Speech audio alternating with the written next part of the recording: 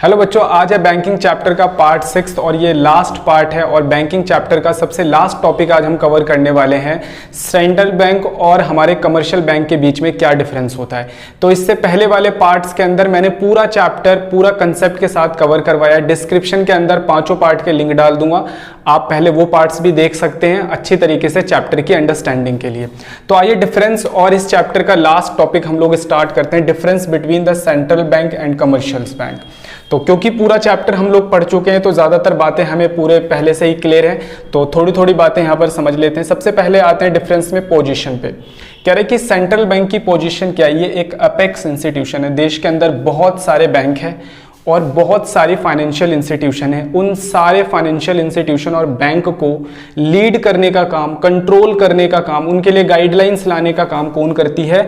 हमारे देश की सेंट्रल बैंक आरबीआई। इसलिए उसे अपेक्स इंस्टीट्यूशन यानी कि सुप्रीम, सबसे ऊंचा इंस्टीट्यूशन भी कहा जाता है। कमर्शियल बैंक के बारे में बात करते हैं, operates under the central control of central bank. आपको पता ही होगा कि जितने भी कमर्शियल बैंक होते हैं वो सारे हमारे देश के सेंट्रल बैंक के अंदर कंट्रोल किए जाते हैं। यानी कि सेंट्रल बैंक उनके लिए सीआरआर तय करता है, उनके लिए एसएलआर तय करता है, उनके लिए गाइडलाइंस लेकर आता है। तो देश में जितने भी सेंट्रल बैंक है और कमर्शियल बैंक है वो सेंट्रल बैंक के कंट्रोल में काम करते हैं। तो फर्स्ट नंबर का डिफरेंस याद रखना है। नंबर ऑफ बैंक, देश के अंदर सेंट्रल बैंक एक ही होता है, हर कंट्री का एक सेंट्रल बैंक होता है। हमारे देश का जैसे आरबीआई है, तो कह रहे country has only one central bank. लेकिन कमर्शियल बैंक काफी सारे हो सकते हैं, जैसे हमारे देश के अंदर भी है, एसबीआई है, पंजाब नेशनल बैंक है, आईसीआईसीआई बैंक है, एक्सिस बैंक है, बहुत सारे बैंक है। A country has large number of commercial bank. Next number पे समझते हैं ऑनरशिप और ऑनरशिप को समझ लेते हैं कि ऑनरशिप किसकी होती है।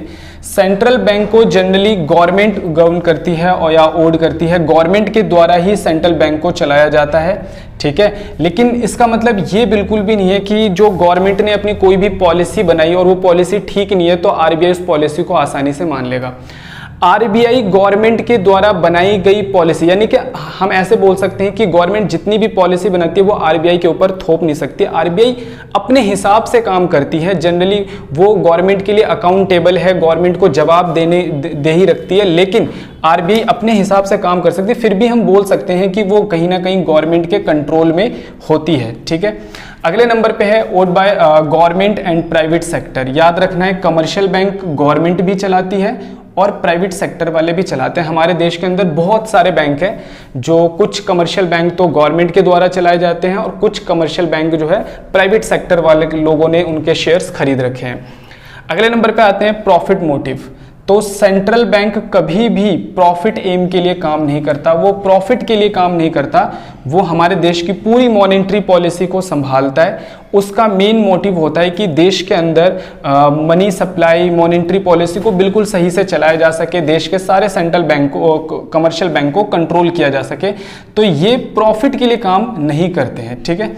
अगले नंबर पे कमर्शियल बैंक जो होता है उनका मेन मोटिव क्या होता है? प्रॉफिट अर्न करना। मैंने आपको बताया था शुरू में ही कि कमर्शियल बैंक डिपॉजिट एक्सेप्ट करते हैं, फिर क्या करते हैं? लोन ग्रांट करते हैं, किस लिए? इंटरेस्ट कमाने के लिए, और इन्वेस्टमेंट करते हैं प्रॉफिट्स कमाने के लिए।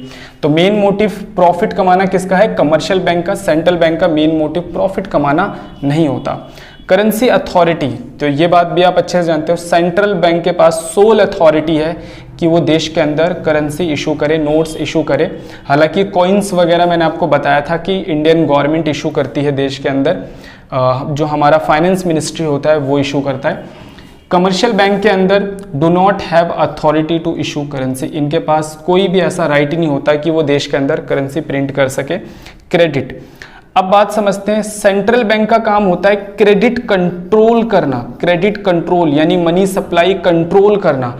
आपको बताया होगा कि भाई हमारा जो आरबीआई होता है वो क्रेडिट कंट्रोल करने के लिए कई सारे स्टेप्स लेता है, जिसमें मैंने आपको क्वालिटेटिव क्वांटिटेटिव मेजर्स बताए थे, ठीक है ना। क्वालिटेटिव में बैंक रेट बताया था, discount rate, repo rate, CRR, SLR. तो क्रेडिट को कंट्रोल करता है कौन? ध्यान रखता है सेंट्रल बैंक कि भाई कभी क्रेडिट हमारे देश के अंदर जो है क्रेडिट ज़्यादा ना हो या कम ना हो, मनी सप्लाई पूरा कंट्रोल में रहे, ठीक है।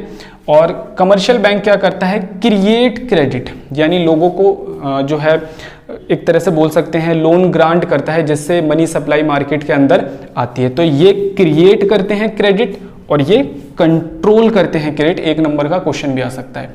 तो आज हमारा बैंकिंग चैप्टर की लास्ट क्लास थी। तो लास्ट क्लास के अंदर मैंने आपको कमर्शियल बैंक और सेंट्रल बैंक के बीच में डिफरेंस बताया। कई बार ये 2-3 नंबर का हमारे एग्जाम के अंदर आ जाता है।